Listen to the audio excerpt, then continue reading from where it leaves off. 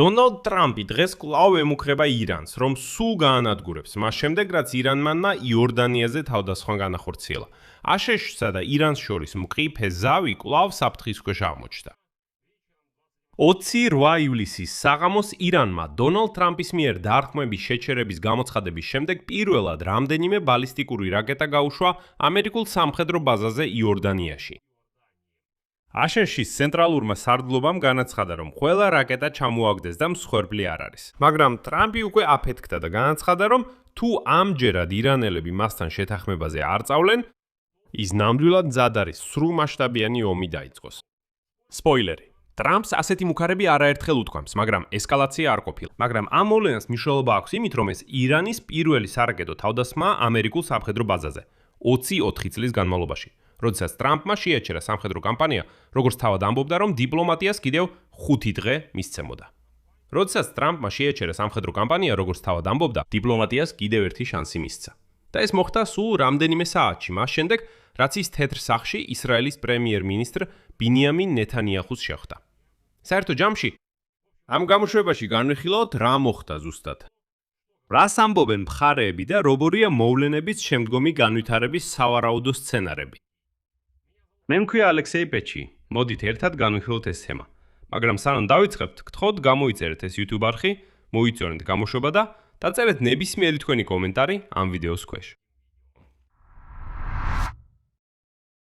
მოდით დავიწყოთ ზუსტი ქრონოლოგიით, რადგან აქ მნიშვნელოვანია არ აგვერიოს ამ ომის ორი სხვადასხვა ეპიზოდი. ორივე დაკავშირებულია ირანის იორდანიაზე დარტყმასთან, მაგრამ დღეს ტრამპმა ცოტა არეული ყველაფერი დაიწყო. მაგალითად, ამჟამინდელ დარტყმას მიეწერა მსხვერპლი, რომელიც ამერიკელ სამხედროებს ცოტა უფრო ადრე ჰქონდათ.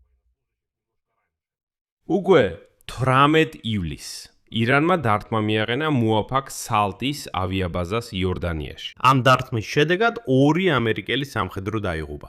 ეს იყო აშშ-ის პირველი საბრძოლო დანაკარგები ამ ომში, რამდენიმე თვის განმავლობაში და ამან ტრამპი უბიძგა 13 დღიან ავადმყოფობის კამპანიას ირანზე. ან უпростоრად ამ დარტყმების ინტენსიფიკაციისკენ. და სწორედ მაშინ სამხედროების დაღუპვაზე კომენტირებისას ტრამპი ამბობდა, რომ მას სრულად არ აინტერესებს ირანის განცხადება ივნისში ხელმოწერილი ურთიერთგაგების მემორანდუმიდან გასვლის შესახებ. და რომ ამჯერად ამერიკის შეერთებული შტატები ნამდვილად გაანადგურებენ ირანს. მაგრამ 13 დღე გაგრძელდა ურთიერთდასხმები. და აი 24 ივლისს პარასკევს ტრამპმა თავად განაცხადა, რომ დაბომბებზე გამოცხადდა პაუზა. თითქოს იმიტომ, რომ ირანელებმა ისევ სთხოვეს მას მოლაპარაკებები.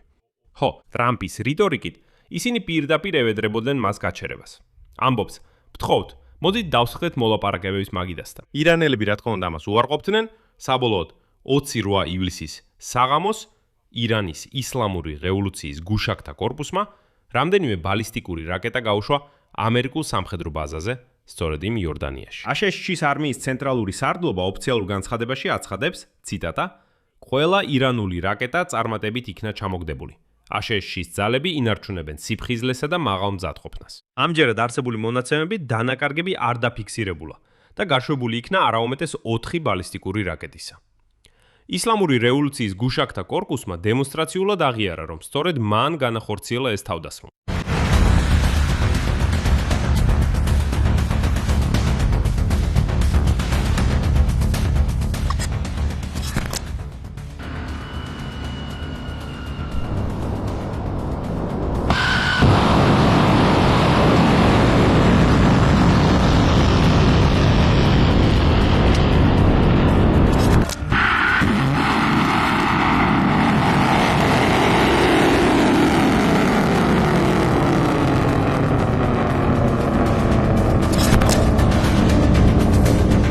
და აი დღეს დილით 29 ივლისს დონალდ ტრამპმა მუქარით დაფირდა, ციტატა.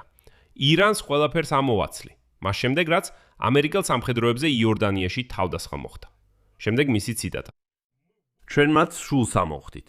ჩვენ ძლიერ დარტყმას მივაყენებთ. ისინი მაგარ ცემას მიიღებენ. მაგრამ მოდით ვიყოთ გულწრფელები. დონალდ ტრამპმა უკვე თითქმის იდენტური რიტორიკა და უცენზურო გამონათქვამი გამოიყენა ირანის მისამართით, როდესაც წელს წინა გამწვავებები მოხდა. და როგორც წესი ეს მუქარები თითქმის არაფრით თავრდებოდა. გაგახსენებთ სულ რამდენიმე მაგალითი. რამდენიმე ესეთი თვალსაჩინო ციტატა ტრამპისგან. 11 ივნისს იმ ჩაშლილი სხვათა შორის ზავის ხელმოწერამდე ერთი კვირით ადრე. ტრამპმა განაცხადა ციტატა: თუ ირანი არ მიიღებს აშშ-ს პირობებს ომის დასასრულებლად, ჩვენ დღეს ღამით მათ სულს ამოვაძრობთ. არ გამოუვიდათ. ივლისის პირველ რიცხვებში ტრამპმა გაიმეორა ციტატა: ჩვენ ირანს სული ამოვხადეთ. ახლა ისინი გიჟივით შეთანხმების მიღწევა უნდათ. როგორც აღმოჩნდა, არ უნდათ. ამის შემდეგ ირანმა შეგასწევ დაარღვია ზავი და დაიწყო 13 დღიანი ორმხრივი დაბომბები. 29 ივლისს ტრამპი ისევ ემუქრება ირანს, რომ სულს ამოხდის. და კიდევ უფრო ადრე, აპრილში, ეს საერთოდ ომის მეორე თვეა. აპრილში, როცა ირანელებმა პირველად სრულად გადაკებეს ჰორმუზის სრუტე, ტრამპმა განაცხადა ციტატა: გახსენით ეს წყეულის სრუტე, შეშლილო ნაბიჭურებო, თუ არა და ჯოჯოხეთში იცხოვრეთ. მაგრამ ეს მუქარები უბრალოდ ცარიელი სიტყვები აღმოჩნდა. უკვე 5 თვე გავიდა, სხვათა შორის გუშინ ზუსტად 5 თვე შესრულდა აშშ-ს ომის დაწყებიდან ირანის წინააღმდეგ. ჰორმუზის სრუტე დახურულია, ბირთვული პროგრამა ისევ დარჩა. ვერც ერთი საკითხი, რომელიც ომის დასაწყისში წამოიჭრა, არ გადაუწყვეტიათ. მაგრამ დონალდ ტრამპის ომის მიზნები მიღწეული არ არის. და აი, 5 თვის შემდეგ ის ისევ მკაცრად აცხადებს, რომ ირანს სულს ამოხდის. მაგრამ ირანის ამჟამინდელი თავდასხმის მნიშვნელობა კიდევ იმაშია, რომ ის მოხდა სულ რამდენიმე საათში მას შემდეგ, რაც ტრამპი ბენიამინ ნეთანიაჰუს თეთრ სახლში შეხვდა. ეს მათი პირველი პირადი შეხვედრა იყო მას შემდეგ, რაც 28 თებერვალს ერთობლივი სამხედრო ოპერაცია დაიწყეს ირანის წინააღმდეგ. სხვათა შორის წინა გამოშვების კომენტარებში ტრამპისა და ნეთანიაჰუს შეხვედრის შესახებ ძალიან ბევრი ისრაელელი გამოჩნდა, რომლებმაც გულწრფელად გითხრათ, საკმაოდ უსიამოვნოდ გამაკვირვეს. მართლა შოკში ჩამაგდეთ. აი გულწრფელად რო გითხრათ, ყველა ზედიზედ ესხმით თავს. სიტყვა ანტისემიტიზმს საერთოდ არასწორად იყენებთ. თქვენ ანტისემიტიზმში ყველას ადანაშაულოთ, როგორც მივხვდი. თქვენთვის ეს საერთოდ მნიშვნელობა არ აქვს. თუ ოდნავ მაინც აღმოჩნდება, რომ ვიღაცის აზრი თქვენს ეს არ ემთხვევა, თანაც თქვენ გადაცემაც კი ბოლომდე არ მოგისმენია. მაშინვე შეურაცხყოფებზე გადადიხართ. ბრალდებებით, მუქარებით. და ეს მას შემდეგ, რაც მე პრინციპში თითქოს სრულიად ღია ინფორმაცია გავამჟღავნე კონფლიქტზე ტრამპსა და ნეთანიაჰუს შორის. როცა თქვი, რომ ეს იყო პირველი შეხვედრა ომის 5 თვის განმავლობაში, აღმოჩნდა უამრავი ისრაელელი, რომლებმაც დაიწყეს ჩემთვის წვეთვის წერა. ამტკიცებდნენ, რომ ეს ტყუილია. რამდენჯერაც ტელეფონით ესაუბრნენ პეჩი, ვერ ხვდები? მათ ტრამპის პრეზიდენტობის მეორე ვადაში 8 პირადი შეხვედრა ჰქონდათ. და ეს ყველაფერი როგორ აუქმებს იმ ფაქტს, რომ 5 თვის ომის განმავლობაში ისინი პირადად ნამდვილად არ შეხვედრილან? ეს როგორ აუქმებს ამ ფაქტს? ზოგადად, ისრაელელები მართლა შოკში ჩამაგდეთ. გულწრფელად ვაღიარებ, გუშინ შოკირებული ვიყავი. მაგრამ დაუბრუნდეთ თემას. ამას ერთი დრით ადრე, 27 ივლისს, დონალდ ტრამპმა განაცხადა, რომ აშშ დაიწყებს ძალიან სიღრმისეულ მოლაპარაკებებს ირანთან, მაგრამ გააფრთხილა, რომ საჭიროების შემთხვევაში ძალიან კაცრ სამხედრო ზომებს მიმართავს. თუ დიპლომატია შედეგს არ გამოიღებს. კითხვაზე რამდენ ხანს მისცემდა მოლაპარაკებებს დროს, დონალდ ტრამპმა მოკლედ უპასუხა ციტატა: ცოტა დრო, ან ეს სწრაფად მოხდება, ან საერთოდ არ მოხდება. ამავდროულად აშშ-მ და საუდის არაბეთმა ერთობლივი დარტყმები კი არა, ცალ-ცალკე დარტყმები განახორციელეს, მაგრამ უკვე სხვა ობიექტზე. ალ-ჯაზირა იუთხრება, რომ 4 შაბათს ამერიკელმა და საუდელმა სამხედროებმა საჰაერო დარტყმები განახორციელეს პროირანულ დაჯგუფებებზე ერაყის აღმოსავლეთში. ეს იყო პასუხი 30-ზე მეტ დრონით განხორციელებულ თავდასხმაზე. ისლამური რევოლუციის გვარდიის კორპუსის მხრიდან საუდის არაბეთის ნავთობის ინფრასტრუქტურაზე. ამ დარტყმების შედეგად ერაყის 7 პროვინციაში დაიღუპა მინიმუმ 20 ადამიანი და დაიჯრა 32 პროირანული დაჯგუფების მებრძოლი. საუდის არაბეთის თავდაცვის სამინისტროს წარმომადგენელმა გენერალ-მაიორმა თურქი ალ-მალეკიმ განაცხადა, რომ ნავთობის ობიექტებზე თავდასხმები ირანის მიერ მხარდაჭერილი შეიარაღებული დაჯგუფებების მიერ სწორედ ერაყის ტერიტორიიდან, ასევე იემენელმა ჰუსიტებმა განახორციელეს. საერთო ჯამში უკვე აშკარა, რომ ირანი ცდილობს ერაყისა და იემენის ტერიტორიიდან საუდის არაბეთზე თავდასხმას. ამგვარად, 29 თებერვლისთვის სურათი დაახლოებით ასე გამოიყურება. ირანმა იორდანიაში ამერიკის ბაზაზე თავდასხმა განახორციელა. აშშ-მა და საუდის არაბეთმა ირანის მომხრე ძალებზე იერიში მიიტანეს ერაყში, საუდის ნავთობის ინფრასტრუქტურაზე თავდასხმების გამო. ამავე დროს მთავარი სადაო საკითხის გარშემო ბოლო დიპლომატიური ინიციატივაც ჩავარდა. ეს არის ჰორმუზის სრუტის სტატუსი. ეხლა სწორედ ამაზე ვისაუბრებთ. იმედი რომ ჰორმუზის სრუტეში სიტუაცია დარეგულირდება, სულ უფრო ნაკლებია. საუბარია ომანის წინადადებაზე. როიტერსის ინფორმაციით, ომანმა ირანს წარუდგინა გეგმა, რომელიც ჰორმუზის სრუტის ერთობლივი რეგიონული მმართველობის მექანიზმის შექმნას ითვალისწინებს, მალაკის სრუტის კონტროლის მოდელის მსგავსად. სადაც შეგახსენებთ, ინდონეზია, მალაიზია და სინგაპური ერთობლივად მართავენ ტრანზიტს ამ სრუტეში გემთმფლობელების ნებაყოფლობითი შეეტანების საფუძველზე. ირანმა ეს წინადადება უარყო და განაცხადა, რომ სრუტე მისია და მხოლოდ თვითონ გადაწყვეტს, ვის და როგორ შეუძლია მის გავლით გადაადგილება. ეხლა ირანის საგარეო საქმეთა მინისტრის მოადგილე კაზემ გარიბაბადი აცხადებს, რომ ომანთან კონტროლის თანაბარი განაწილების სქემა ირანის ინტერესებს არ შეესაბამება. თითქოს ყველაფერი ირანს, ან საერთოდ არაფერი. და აბსოლუტურად არ აინტერესებს, რომ ომანს თუ ამ ლოგიკით ვიმსჯელებთ, არმუზის სრუტეზე ისეთივე პრეტენზიები აქვს, როგორც ირანს.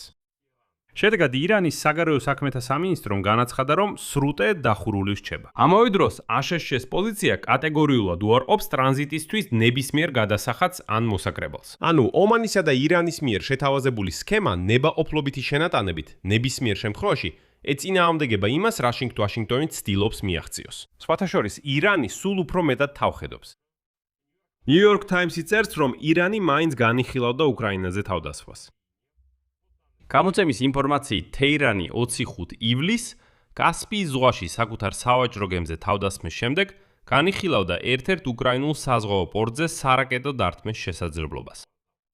New York Times-ის წყაროები ამტკიცებენ, რომ მოსალოდნელი დარტყმა სიმბოლური ხასიათის იქნებოდა.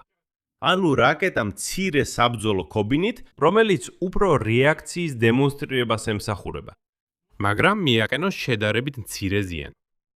და გამოცემის მონაცემებით ეს გეგმები ამ ეტაპზე გადადებულია დიპლომატიური ძალისხმევის წყალობით. აქ შეგახსენებთ, რომ 25 ივლისს უკრაინულმა ძალებმა დარტყმა მიაყენეს ირანულ გემს კასპიის ზღვაში. მაშინ ერთი მეზღვაური დაიღუპა, კიდევ ერთი კი დაიჭა. მაგრამ არ უნდა დაეთრეოდნენ იქ, რადგან ეს გემი აშკარად სამხედრო ტვირთებს ეზიდებოდა გაურეცხავ რუსეთში. ირანის საგარეო საქმეთა სამინისტრომ ამას გაეროს წესდების დარღვევა და ევროპის აშშ-სა და ირანს შორის კონფლიქტში ჩათრევის მცდელობა უწოდა. თითქოს ეს დარტყმა ისრაელის ბრძანებით განხორციელდა. ეს ხომ ირანული სისულელეებია. და ამის შემდეგ ირანის საგარეო საქმეთა მინისტრმა აბბას არაქჩიმ სატელეფონო საუბარი გამართა უკრაინის საგარეო საქმეთა მინისტრ ანდრეი სიბიგასთან, რომელმაც არაქჩის თქმით, ეს თავდასხმა თითქოს და უნებლიე თავდასხმად შეაფასა. ამბობს, რომ თითქოს შემთხვევით დაარტყეს. ასევე New York Times არნიშნავს, რომ მას შემდეგ რაც შეშემ ირანისთვის სპარსეთის ყურეში მდებარე ირანული პორტები დაბლოკა, კასპიის ზღვა თეირანისთვის კიდევ უფრო მნიშვნელოვანი სავაჭრო მარშრუტი გახდა გაურეცხავ რუსეთთან. როგორც ღია, ასევე ჩრდილოვანი. და სწორედ ამ ჩრდილოვან ვაჭრობაზე მიაყენა უკრაინამ დარტყმა. კიდევ ერთი ესკალაციის ფრონტი ახლო აღმოსავლეთში არის წითელი ზღვა და ბაბ-ელ-მანდების სრუტე. ირანის მიერ მხარდაჭერილი იემენის ჰუსიტების მოძრაობა ანსარ ავალახი, რომელმაც საუდის არაბეთის საზღვაო ბლოკადა გამოაცხადა, განიხილავს სავაჭრო გემებისთვის ბაბ-ელ-მანდების სრუტის გავლაზე გადასახადის დაწესებას, მხოლოდ ჩინური გემების გამონათლისით. ანუ ჰუსიტები თავიანთი უფროსების მსგავსად თეირანში შეეცდებიან წითელ ზღვაზე კონტროლის დამყარებას და თუ ეს გამოუვათ, ისინი შეეცდებიან გემებისგან გადასახადის ამოღებას, ისევე როგორც ირანი ცდილობს ამას ჰორმუზის სრუტეში. საერთოდ ფაქტობრივად ირანი და მისი პროქსი ძალები ცდილობენ სრულად აიღონ კონტროლი ერთდროულად ორ სრუტეზე რეგიონში, ბაბ-ელ-მანდების და ჰორმუზის სრუტეებზე. ჰორმუზის და დონალდ ტრამპს ჯერჯერობით ამასთან დაკავშირებით არაფრის გაკეთება არ შეუძლია. ამ მოვლენების ერთობლიობის ეკონომიკური ეფექტი უკვე შესამჩნევია ნავთობის ბაზარზე. აშშ-სა და საუდის არაბეთის დარტყმების ფონზე, ერაყში ობიექტებზე და ირანული ბალისტიკური რაკეტების ჩაჭერის ფონზე. ბრენტის ნავთობის ფიუჩერსები 4 შაბათს გაიზარდა $3.15, ანუ თითქმის 4%. მიუახლოვდა ნიშნულს $87 ბარელზე. ეს უფრო ფართო ტენდენციის გაგრძელებაა, რადგან რამდენიმე კვირით ადრე ჰუსიტების მუქარის ფონზე ბრენტმა პირველად 2 თვის განმავლობაში გადააჭარბა $100 ნიშნულს ბარელზე. და ახლა ანალიტიკოსები აფრთხილებენ, რომ თუ ჰუსიტების მუქარები სრულად განხორციელდება, ანუ თუ ორივე საკვანძო სრუტე ჰორმუზის და ბაბ-ელ-მანდების ერთდროულად დაიბლოკება, მაშინ მსოფლიო ნავთობის ფასები რეალურად შეიძლება $200-მდე აიწიოს 1 ბარელზე. ეხლა ვისაუბროთ იმაზე, ვის არ ათყობს ეს გამწვავება და ვის უქმნის პირიქით შესაძლებლობებს.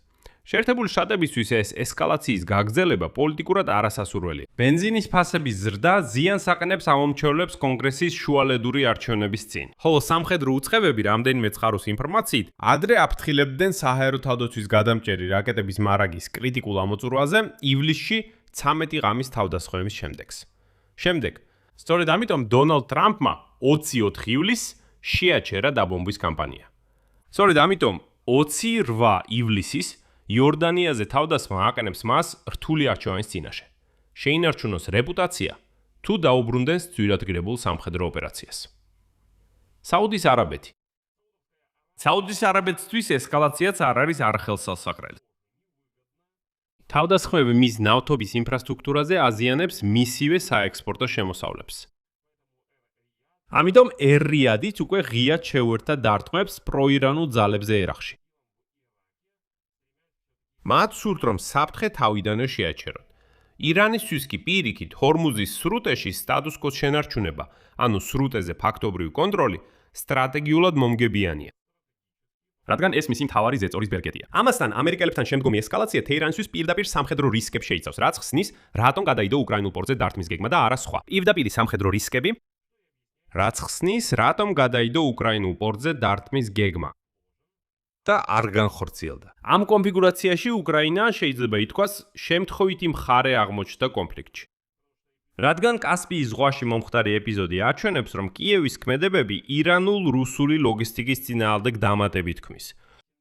ძირითადი კონფლიქტისგან განცალკევებულ ესკალაციის დამატებით რისკს. და ამ ყველაფრით სარგებლობს ჩინეთიც. რადგან მან მიიღო გამონაკლისი როგორც ირანისგან, ასევე იემენის ჰუსიტებისგან. ანუ, როგორც ამბობენ, ის აღმოჩნდა დაპირისპირების მიღმა და არ ფიქრობ, რომ ეს უფასოდ მოხდა. ამაზე ცალკე გამოშვება მექნება. რა იქნება შემდეგ? პირველი სცენარი არის აშშ-ის მასშტაბური დარტყმების კამპანიის განახლება ირანზე.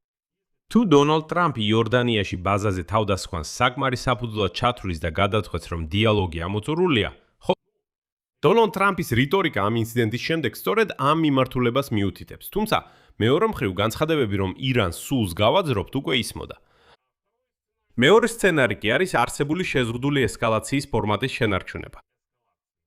ანუ მიზანმიმართული დარტყმების გაცვლა პროირანულ პროქსებსა და ობიექტებზე მესამე ქვეყნებში, მაგალითად ერაყსა და იემენში, ირანის მასშტაბური დაბომბვების პირდაპირი განახლების გარეშე, ომანის მეშვეობით მოლაპარაკებების გაგრძელების ფონზე. და მესამე სცენარი.